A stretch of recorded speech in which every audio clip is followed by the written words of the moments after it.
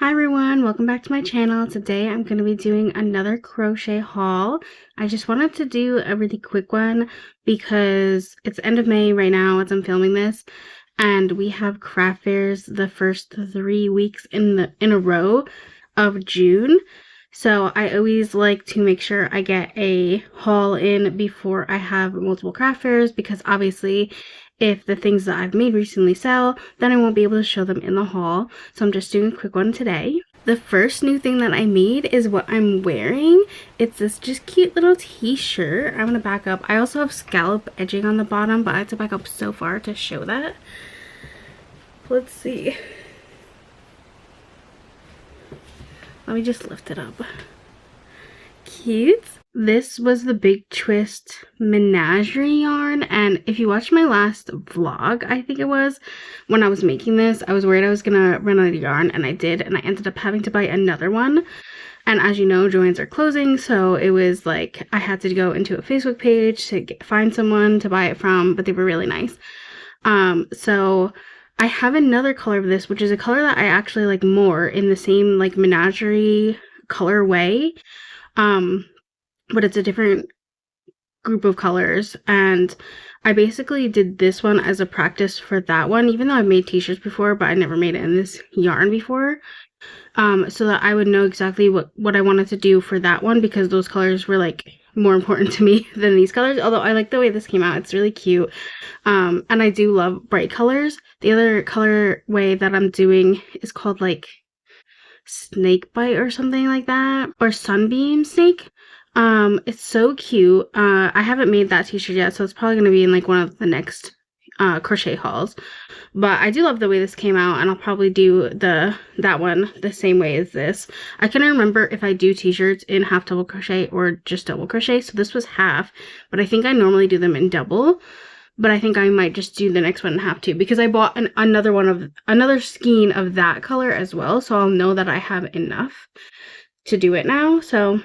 So everything I show, I'm gonna link the patterns if I know the patterns. Like sometimes I freehand, or like it's based off a pattern. Like this one, I know a pattern that I can link, although I didn't follow it this time, but it is just like a beginner friendly pattern for t-shirts. T-shirts are super beginner friendly. It's nice to use a weight 3 yarn as opposed to weight 4, because I use weight 4 for like almost everything, but weight 3 gives it the nice like lightness of a t-shirt rather than a sweater.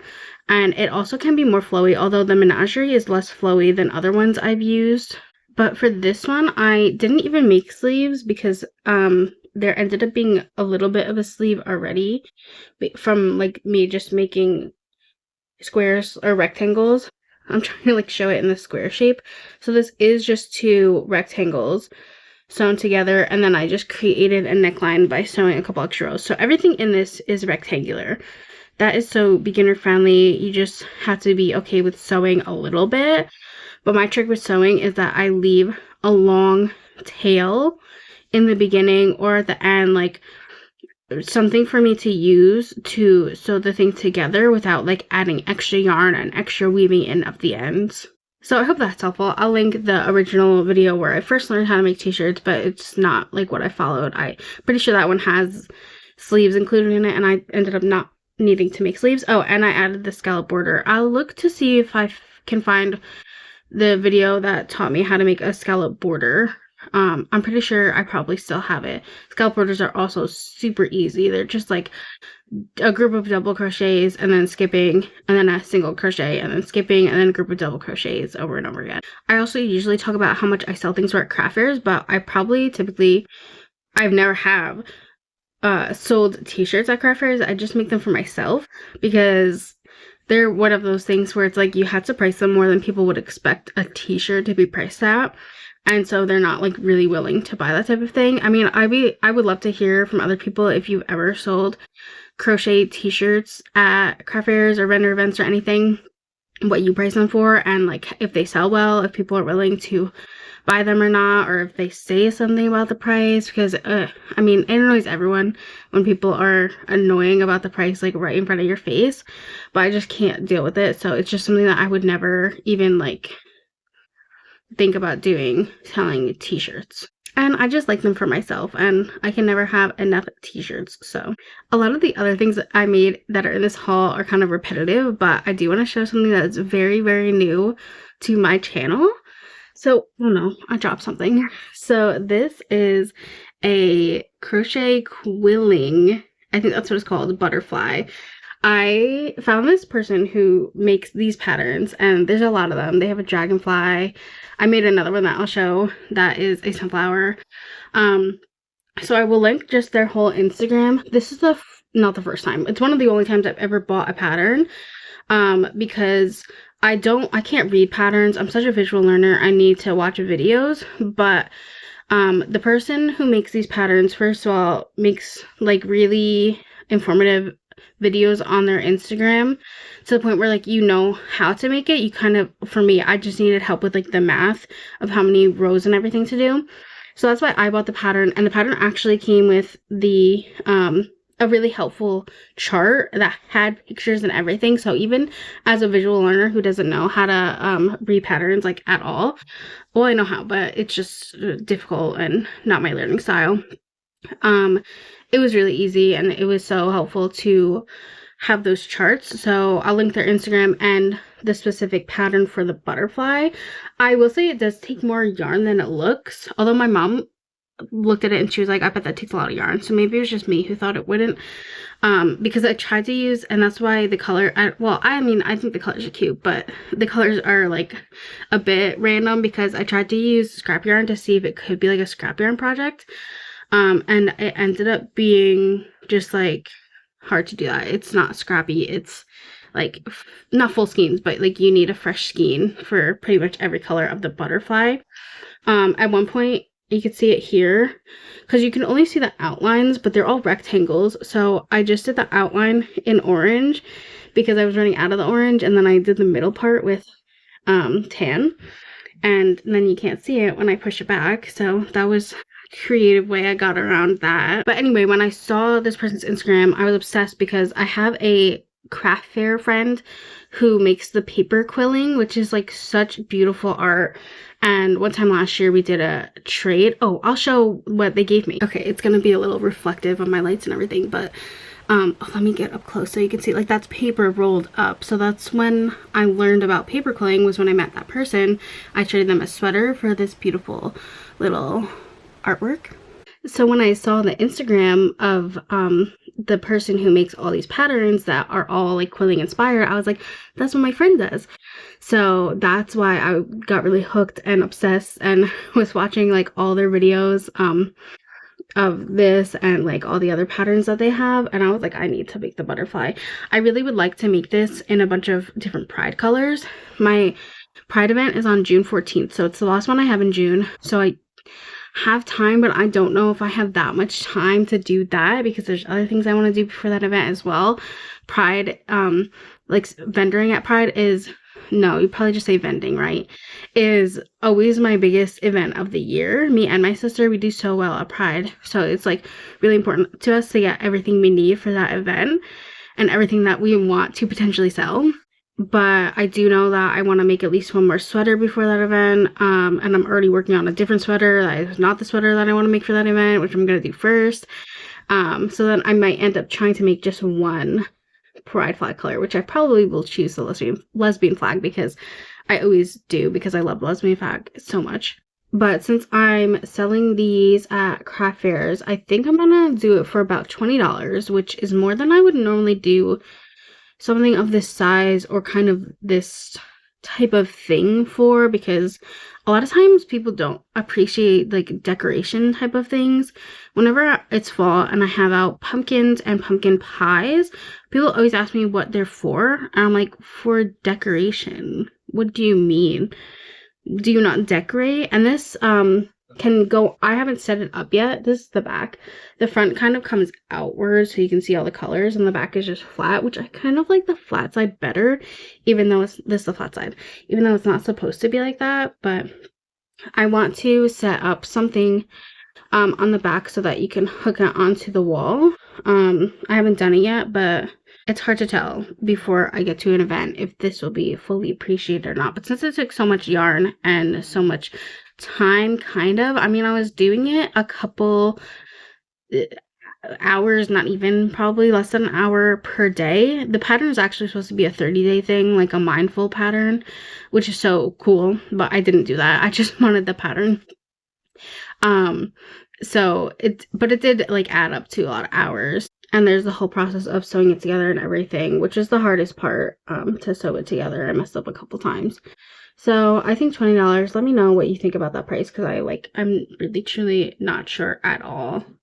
I know a lot of people would say go higher, but I'm not a high price girly. I kind of just make things for fun and then want to get rid of them. So like I'm more of like, what's the minimum price that I can get away with that it's actually still kind of fair to me and to them. And then the other thing I made is this sunflower, and it was my first time testing a pattern, because after I made the butterfly, I knew that I was okay at reading that pattern. And then they posted like, oh, sorry, there was a fly. A call for pattern testers, and I love sunflowers so much. My bed sheets are sunflower, so I took a nice picture on top of the bed sheets. But this is how it came out. It's so cute. I really love it. So I'm actually going to keep this and hang it in my room, obviously, because it matches so well. Why would I not do that? And this was a lot shorter to make than the butterfly. I made it in one day. All the butterfly pieces, like, you have to do individual rectangles and then sew them together and everything. All the rectangles for the butterfly are kind of different sizes, but all of these rectangles are the same size. All the light yellows are the same as each other, and then all the darker colors are, which I say darker, but obviously you can choose whatever color you want. I actually was so iffy about the colors I chose, because I feel like sunflower should be the other way around. The darker color should be closer to the brown and then be going outward into lighter yellow. And I was like, oh, it's gonna look so stupid, but I actually think it looks better this way, and I'm glad I chose this way, because it just kind of looks like an outline, which I think is nice and kind of clean. And my niece already asked me to make her one of these, so I will test it out in different like shades of yellow. This one was a little bit easier to do the sewing part, but it was still like I had a little bit of a hard time with it. And the back, there's no, actually it doesn't matter because I'm hanging on the wall, but I just realized I could put the brown circle on the back as well. There's nothing stopping me from doing that, because the black is like low-key ugly, although it kind of looks like a sun. But it's like you have to kind of drawstring them together, and it's not as tight on this side. Anyway, I'm not selling this one, but if I was, maybe I would do it for a little less than the butterfly. But I don't know, like, I hate doing uneven numbers, but I feel like this is a little more than 15, maybe 15, but I feel like kind of 17 or 18 is more like it, but I hate doing that so much. The next thing I have to show is another solid hexagon cardigan. So if you're one of my subscribers and you watch my videos, you will either see that I made a tutorial for this, or you will have seen the one I made in my last crochet haul, which is when I asked, do you guys want a tutorial for this? And a couple of people said yes, and I also put up a poll. Sorry, just yapping, let me show it. I also put up a poll that was like, okay, so for solid hexagon cardigans, I did find tutorials, but most of them were for short sleeve, and I like long sleeve. So I put up a poll, and I was like, would you guys rather have a full tutorial of a cardigan, or do you just kind of need like a tutorial of how to do sizing and also how to make it long sleeve by adding length to the sleeve? Here's the back. Wait, it's crooked. This was the Big Twist ombre yarn, and it came out really nice. I really like this blue and white. It's kind of like a sky. It's so hard to show cardigans without putting them on. I'll put on the next one because this one isn't my size. The next one's a little bigger. So I put out that poll thinking everyone was going to choose the size one, but most people chose full tutorial, so I ended up doing both. So I'll link those both. I have a full tutorial for solid hexagon cardigans, as opposed to like a granny hexagon cardigan that you see more often, which is like when it's clusters of 3 and then it has a gap, so like the whole thing is gappy. And this is just solid, although it's a little gappy because I use a big hook size. That's what I talked about a little bit in the tutorial also. I like to make cardigans like kind of drapey. So both the full tutorial is beginner friendly. I always try to make my tutorial beginner friendly, and then the one that is just sleeves and sizing is just like, it's not that it's not beginner friendly, but you just have to already know how to make the cardigan, and you're only looking to learn about sizing and stuff like that, because it's not a cardigan tutorial, but I have a cardigan tutorial. So like it depends on what you need for which one you watch if you need help with hexagon cardigans. I just really wanted to do the sizing one because I have sold over 100 hexagon cardigans on my Etsy shop. So I just feel super confident about the sizing, and like I don't do any measurements because it's so hard to measure cardigans because they're so like loose and like bunchy kind of, and like hangy, you know what I mean? So it's hard to do sizing based off of measurements. So I do like follow the same hook size that I'm using and yarn size that I'm using, and then just do this certain number of rows to make this certain size. And it is explained in the video, as well as how to like add length to the sleeves afterward to make it like a full long sleeve, and how to add a sleeve cuff, just an extra part that I added. Here's the sleeve cuff, like a ribbed cuff, to make it tighter and everything, and to make it look cute. I love ribbed things. But in general, hexagon cardigans are like one of the most beginner friendly things you could ever possibly make. So if you're new to wearables and you're looking for something easy, it is so easy. A lot of people don't realize that hexagon cardigans are just 2 hexagons folded together and it makes a cardigan shape. It's so crazy. You just have to understand how to fold it, but I show it in the video, and other videos show it. There are videos for granny hexagon cardigans with the holes, so that's why I just did the solid hexagon cardigan, even though it's kind of similar, just because I couldn't find any other ones that have like the full tutorial and for long sleeve. I always sell cardigans for $40 at craft fairs. My Etsy shop is a different story. I don't really talk about my Etsy prices. First of all, my Etsy shop's been on pause for like months, but you know how it is because of Etsy fees and everything. But in person, I'm pretty like lenient about pricing and everything. And this is the next solid one that I did.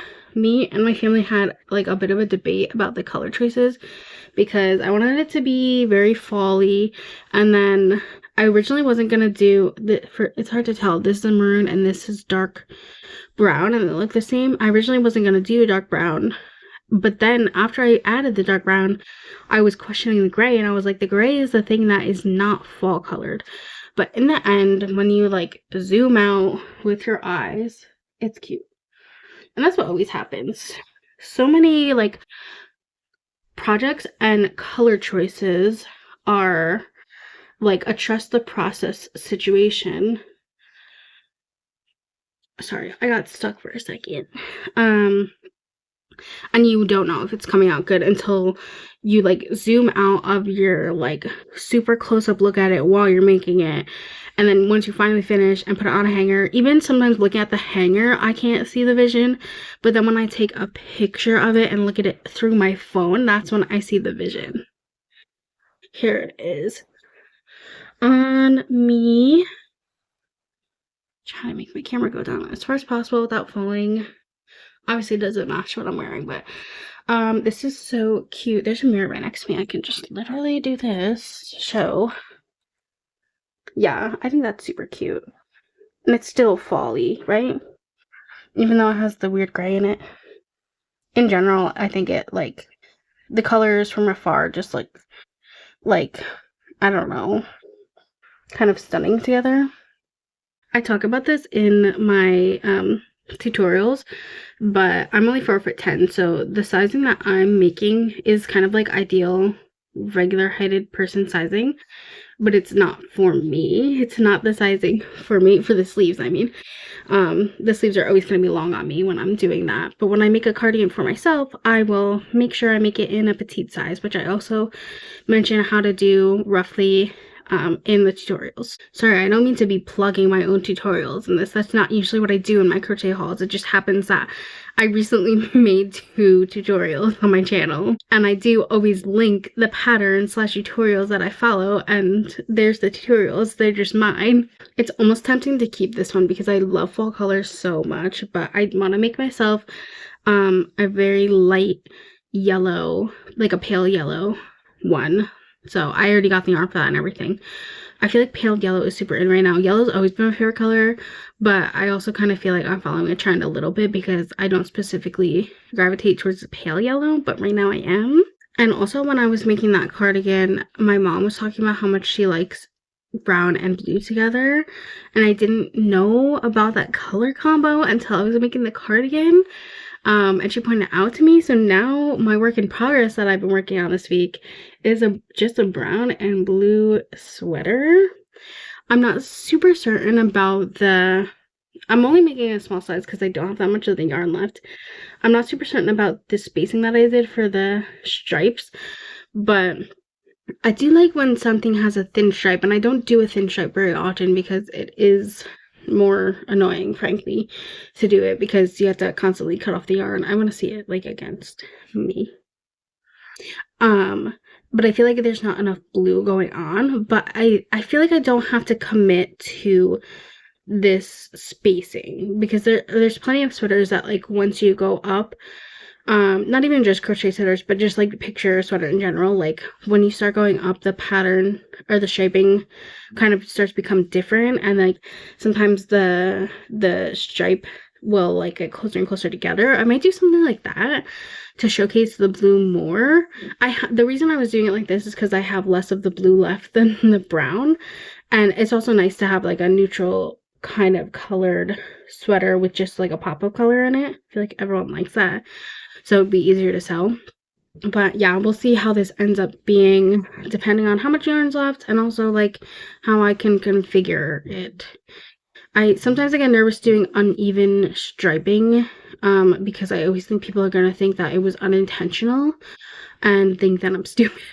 The last two things I have to show are both star sweaters, which is also a pattern on my own YouTube channel. Sorry for plugging myself so much. Sorry that I just keep trying to make beginner-friendly patterns for everyone. So this is one I made. Actually, they're both the ones I made are rainbow themed for the Pride coming up. Also, you know, just because rainbow and Pride colors are nice all the time. If I don't sell these on Pride, then that's when I'm going to open my Etsy shop back up actually and start to sell things on my Etsy shop ready-made instead of made to order. I sold these at craft fairs for $45 because they're not as hard to make as it looks. Dang, I didn't put a price tag on this one yet. I have to do that. I hate forgetting to do price tags. I just got cute new pink price tags that are shaped like hearts. Me and my sister keep trying to do like get everything we can in pink for our craft fair setup just because that's cute. Anyway, this one is an extra large. Good thing I remember since I didn't put a tag on it. So yeah, I sell them for $45. They're more beginner friendly than they seem. Most things, the hardest part about them is just sewing it together, and even that is not that hard in this. But I've been getting a lot of compliments on these, especially from like in-person people who know me and see my crochet just on my social media and everything. Have been saying how unique it is, and it's nice because the shape is like different. The pointy part hangs down when you're wearing it. It's also a very flattering shape because it goes inwards and outwards. I just love the star sweaters. It's like my favorite thing that I've started to make ever. And like I said, super easy. This is the other Pride one that I made, kind of Pride. It's very subtle.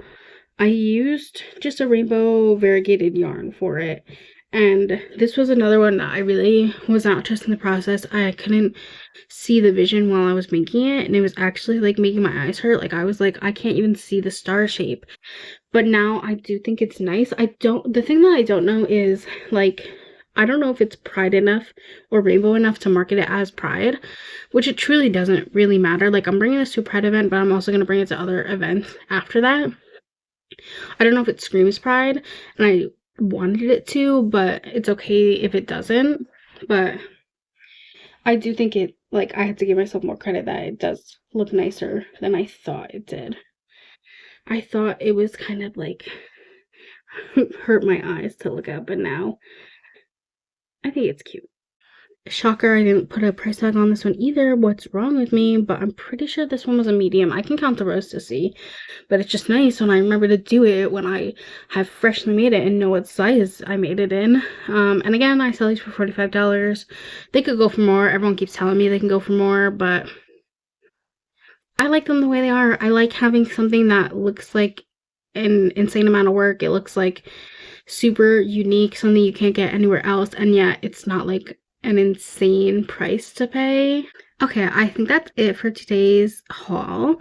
I'm pretty sure I showed everything that I've made since the last haul. Sometimes I can't really remember, but I think that was everything. I am still hoping to get a video where we practice our craft fair setup, because the last couple ones we've had are indoors, and that's not like what we normally do and what we like to do. And we're starting to build up a new craft fair setup for outdoor because of the tent. Like, we're relying on the tent for a lot of hanging up situations.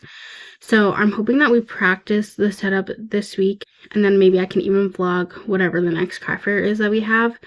But I'm not super sure, because I feel like we're gonna end up almost forgetting about it, and then it's gonna be really rushed, and I'm not even gonna think about filming it. So if I don't, I'm sorry, but I will try to, because I think it's like helpful to see other people's craft fair setups and everything, because I talked about this in previous hauls. I'm pretty sure that like a lot of the things that are useful for your setup for like display are things that like are not made for craft fairs, and you kind of have to repurpose them. So then it's kind of hard to think of like what even to search for. I recently found a crochet vendor Facebook group and a regular vendor Facebook group to share display ideas, but obviously, well, actually I thought the crochet one would be more helpful, but most of the people in there are ones that sell stuffed animals, so it's actually not that helpful to me because I don't sell stuffed animals. But either way, it's still like a nice community to have. And I actually shared the other day, someone was asking how do you display hats, and I started using this hanger that I will hang on the tent, and it's for drying the socks or something. Like, there's little clips on the hanger, and so I'm clipping all the little hats to it. And so I posted a picture, and a lot of people were like, oh, that's such a good idea, can you give me the link? So like things like that are so helpful, because you don't always think about a way that you can use something in a different way than what it was intended for. So I will definitely try to make a video like that eventually, even if I don't get it while we do the practice round. I could always just do it while we set up for another market or something like that. And I do have other crochet tutorials that I'm thinking of making. Some of them are things that like I haven't even attempted to make for myself, but I think that I understand how to make it enough that I will end up being able to make a tutorial. So I'll need one practice round and then go in for the tutorial. So thank you to everyone who's been giving me all that support on my new tutorials. And as always, I also try to sprinkle in some non-crochet videos, because I just like to have a variety of things on my channel. I don't want it to just be crochet. It just happens that crochet is the thing that I do the most and share the most. But I do have a couple of unboxing videos coming up, because I ordered a K-pop album, and I usually do a K-pop unboxing for my favorite group. And I also got an email of a sponsor. I don't know if sponsor is the right word, but they're not sponsoring the video, but they're gifting me something.